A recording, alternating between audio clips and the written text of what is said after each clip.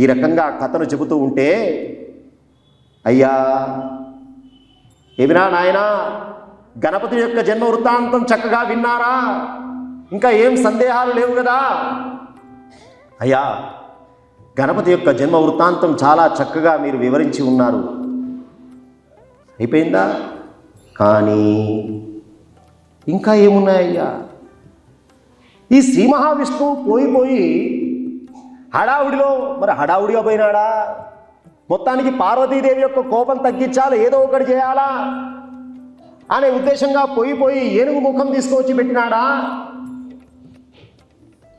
అసలు మృగాలన్నిటి లోపల మృగరాజు అంటే సింహం అంటారు కదా, పెడితే అట్లాంటి కొంచెం పోని మృగముఖమే పెట్టాలి అనుకుంటే ఎన్నో ఉన్నాయి కదా,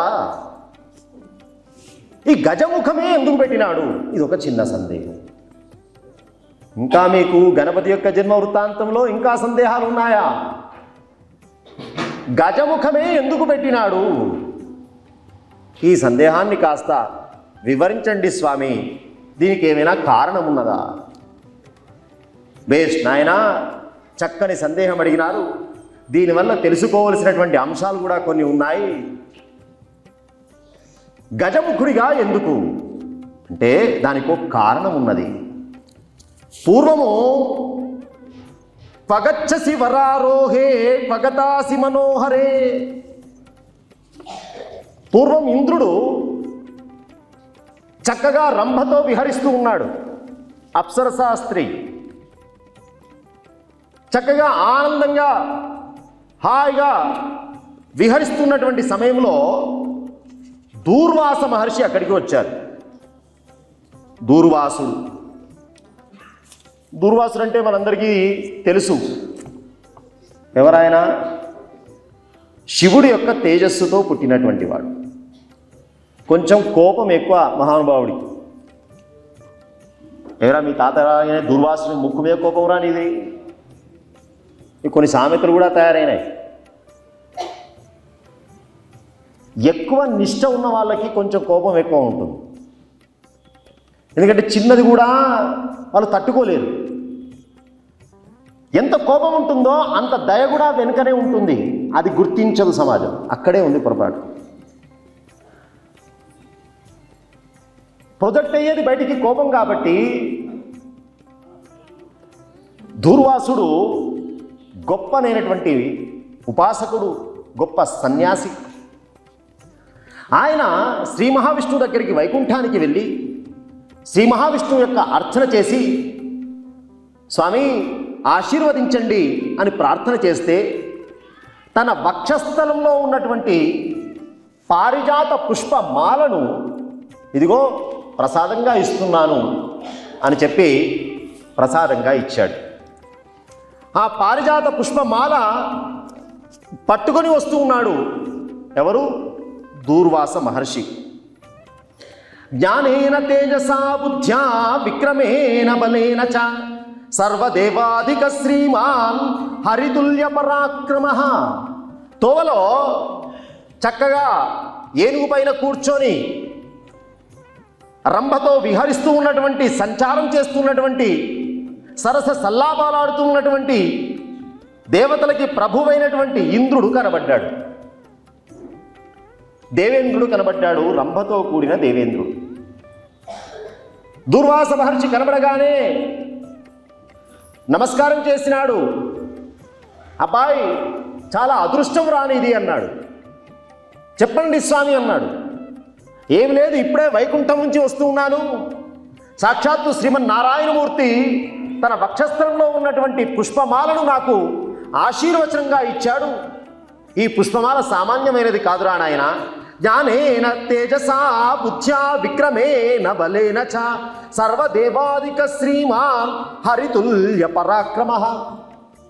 దీన్ని ఎవరు ధరిస్తారో వాళ్ళకి లోకములో సర్వ పూజ్యత వస్తుంది. వాడు సర్వులకు అధికుడైపోతాడు, ఆధిపత్యం వహిస్తాడు.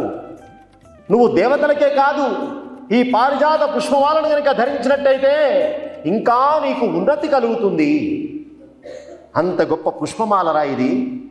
నేనా మునిని, తపశ్శాలిని, నాకు ఆధిపత్యాలు ఎందుకు? కాబట్టి సరైన సమయంలో నువ్వు కలిశావు అబ్బాయి అని చెప్పి తనకు శ్రీమన్నారాయణమూర్తి ఇచ్చినటువంటి ఆ పారిజాత పుష్పమాలను ప్రసాదంలో ఇంద్రుడికి ఇచ్చాడు. ఎంత గొప్ప అదృష్టం అండి. కానీ ఆయన ఆ పారిజాత పుష్పమాల ఇంత గొప్పదని చెప్పినా పక్కన స్త్రీ ఉన్నది కదా, అందులో సరస సల్లాపాల్లో ఉన్నాడాయ్. ఇప్పుడు ఈ పూజలు, ఈ పురస్కారాలు, ఈ ప్రసాదాలు ఏదో పెద్ద మనిషి ఇచ్చినాడు, ఆయన మాటలు ఎందుకు కాదనాలా? తీసుకున్నాడు. కానీ ప్రసాదాన్ని ఏ రకంగా వినియోగించుకోవాలి? నిర్లక్ష్యంగా ఆ పుష్పమాల తీసి పడేసినాడు. శిరసా గృహ్ణామి, పుష్పం ఇస్తే శిరసా గృహ్ణామి, శిరస్సులో పెట్టుకోవాలి, శిరస్సుతో తీసుకోవాలి. ప్రసాదం ఎట్లా తీసుకోవాలి అన్నారు, ప్రసాదంలో మంత్రం చెప్తారు. శిరసా గృహ్ణామి, శిరస్సుతో తీసుకోవాలి. శిరస్సులో తీసుకోవడం అంటే అర్థం ఏమిటంటే మన శరీరానికి ఇదే హెడ్, ఇంతకంటే వేరే ఏం లేదు కదండి. అంటే దానికంటే ఉన్నతమైనటువంటి స్థానంలో ప్రసాదాన్ని పెట్టుకోరా, అంత ఉన్నతంగా గౌరవంగా ప్రసాదాన్ని స్వీకరించరా. అందుకే స్త్రీలకు ఇస్తే ఇక్కడ శిరస్సులో పెట్టుకోవడం, పురుషుడికి కూడా వాస్తవంగా శిఖలు ఉండేవి పూర్వకాలంలో ప్రతి ఒక్కళ్ళకి. భారతీయ సంస్కృతిలో ఈ శిఖలో పెట్టుకోవడం అది పోయి అలవాటైపోయింది కాబట్టి, అంటే ఇతరులకు. కాబట్టి శిరస పోయి కర్ణ, చెవిలో, మొత్తానికైతే ఈ భాగంలోనే పెట్టుకుంటున్నాం. అట్లా అంత గౌరవంగా స్వీకరించాలి. ఇంకొకటి, ప్రసాదం ఎప్పుడు ఇచ్చినా ఇక రేపు తింటా, ఎల్లుండి తింటా, ఫ్రిడ్జ్లో పెట్టుకుంటా, ఇట్లా ఉండకూడదు. ప్రసాదం ఇచ్చిన వెంటనే స్వీకరించాలి. ఇది ప్రసాదానికి మనం ఇచ్చేటువంటి గౌరవం, ప్రోటోకాల్. అది యాపిల్ పండా, అరటి పండా, వస్తువుతో సంబంధం లేదు.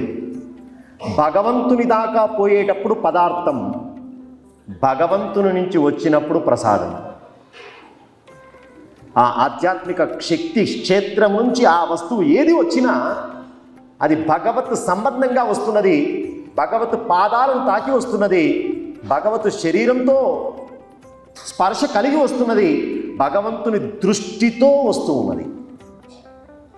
కాబట్టి దాంట్లో శక్తి నిక్షిప్తమైపోయి ఉన్నది. కాబట్టి భగవత్ శక్తిని మీరు స్వీకరిస్తున్నప్పుడు ఎంత జాగ్రత్తగా స్వీకరించాలో అందుకే ప్రసాదానికి నియమం. సాక్షాత్తు శ్రీమన్నారాయణమూర్తి యొక్క వక్షస్థలం నుంచి తీసి ఇచ్చినటువంటి పుష్పమాల, అబ్బాయి నీ అదృష్టం రా ఇది. ఎంత అదృష్టం ఉంటే దొరుకుతుందండి భగవత్ ప్రసాదం, అంతేనా కదా? స్వామి యొక్క ఏడుకొండల వాడి యొక్క తీర్థం పెడతారు, బ్రహ్మతీర్థం. ఎంతమందికి అదృష్టం ఉంటే దొరకాలి? రాత్రిపూట స్వామివారు వస్తారు, స్వీకరిస్తారని చెప్పి బ్రహ్మతీర్థం పెడతారు. స్వామి వక్షస్థలంలో తినేటువంటి గంధం ఎంత అదృష్టం ఉంటే లభిస్తుంది. అంతెందుకు ఆ క్షేత్రం నుంచి లడ్డు వచ్చినా అది గొప్ప ప్రసాదమే. ఇంకా ఆయన శరీరాన్ని స్పృశించి వచ్చింది అంటే